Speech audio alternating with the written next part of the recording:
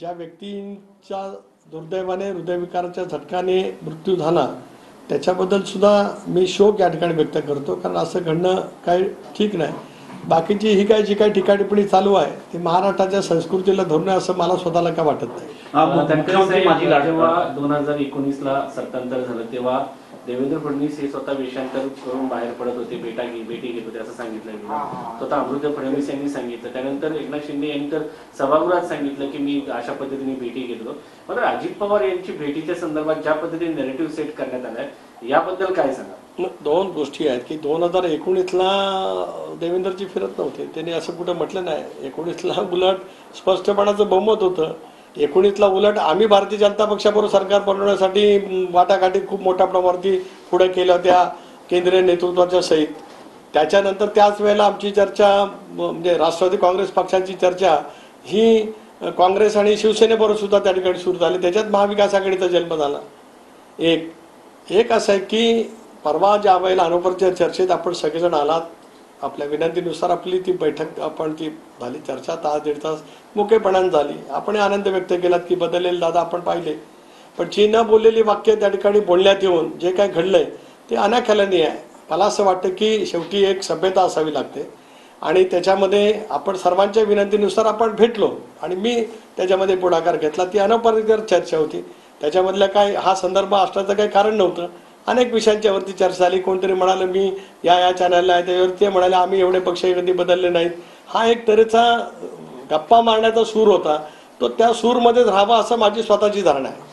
Sir, मुख्यमंत्री माझी लाडकी बहीण योजनेला राज्यभरातून उत्स्फूर्त प्रतिसाद मिळत आहे. जवळपास 2,45,00,000 ही संख्या पोहोचली आहे. यामुळे महाविकास आघाडीला वाटतंय की आम्हाला त्रास होईल, आमच्या दात्याची धाबे दणाणलेली आहेत. 100% त्यांच्या मनामध्ये भयगंड निर्माण झालंय. ज्या दिवशी अजितदादांनी क्रांतिकारी योजनेची घोषणा अर्थसंकल्पीय त्यांच्या भाषणामध्ये केली त्याच वेळेला विरोधकांच्या लक्षामध्ये आलं की आता जे काही स्वप्न पाहत आहेत स्वर्ग 5 बोटं उरलेल्या सत्तेचा, अशा आविर्भावामध्ये असणाऱ्या महाविकास आघाडीच्या सर्वच नेत्यांना या सगळ्या योजनेच्यामुळे प्रचंड प्रमाणावरती राजकीय धक्का बसलेला आहे. आपल्याला पाहायला मिळेल आता ही संख्या याच्यामध्ये सुद्धा वाढेल आणि रक्षाबंधनाच्या आदल्या दिवशी त्यांच्या खात्यात रक्षाबंधनाची भेट म्हणून महाराष्ट्राचं महायुतीचं सरकार एकनाथराव शिंदे, देवेंद्रजी, अजितदादा आणि मंत्रिमंडळाचे मार्फत जे जाणार आहेत त्याच्यामुळे त्यांच्या मनामध्ये एक तऱ्हेची समाधानाची भावना, आत्मीयतेची भावना नक्कीच निर्माण होईल.